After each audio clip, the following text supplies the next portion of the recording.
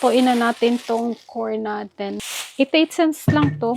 Ano, dalawa 88 cents. So, 44 cents bawat isa.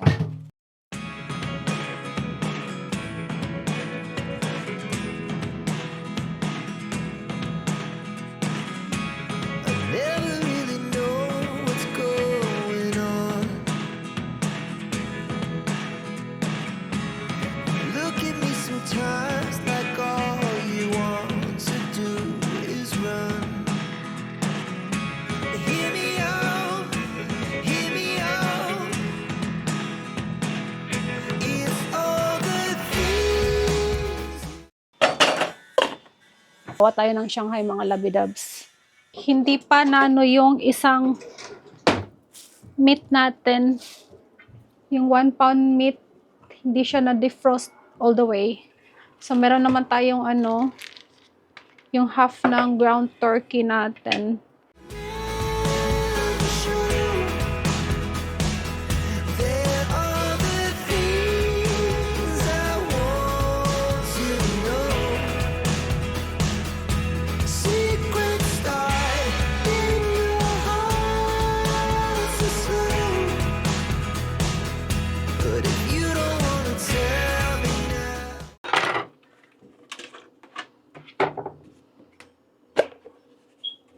I-grated na natin.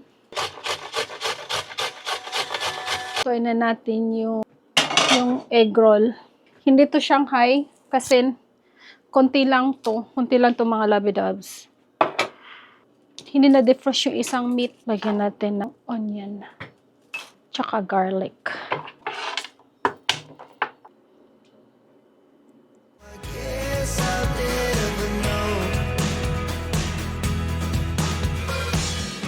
Yan, luto na itong mga labidabs. Hintayin na lang natin to siyang mag-cool down. Then, i-wrap na natin sa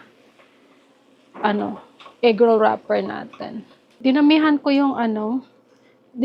yung potato at saka carrots. Yun yung gusto ko sa egg roll. Tsaka tapos na yung natin, yung corn. Tingnan natin kung ilang wrapper itong natin ma-consume.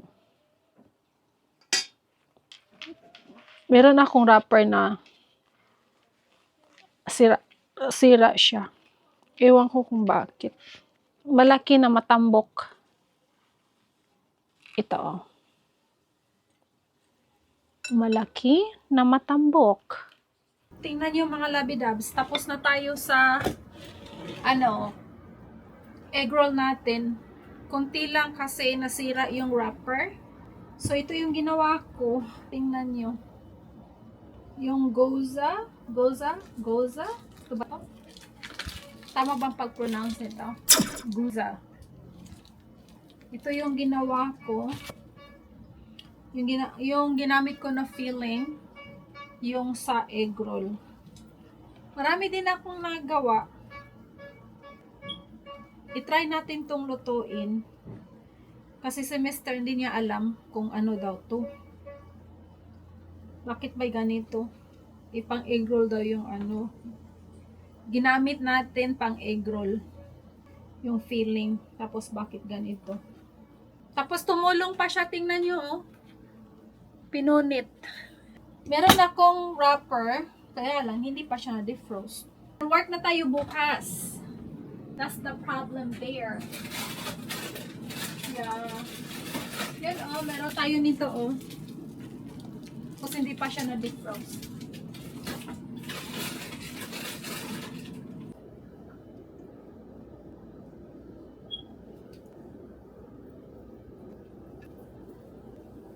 Marunong ba kayong magluto nito? Bilis lang to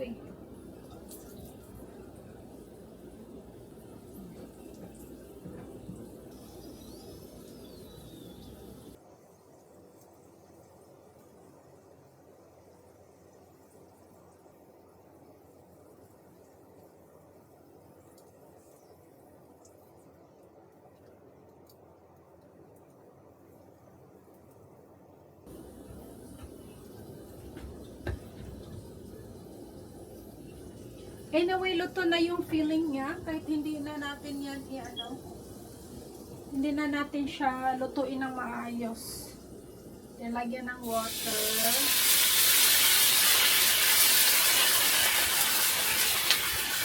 Natin mag-absorb yung water natin. Luto na siya.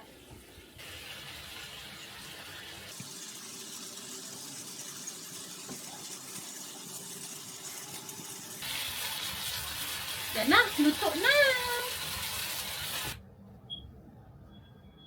There you go. Malapit nang maubos to. Masarap siya. Sarap.